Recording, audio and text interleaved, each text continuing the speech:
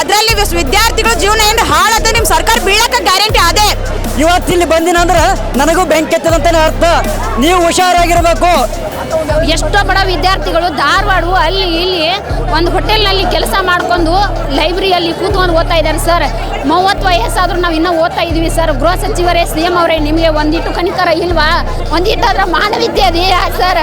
ಮದುವೆ ಇಲ್ಲ, ನಮ್ಮ ತಾಯಿ ತಂದೆಗೆ ವಯಸ್ಸಾಗಿ ಹೋಯ್ತು ಸರ್.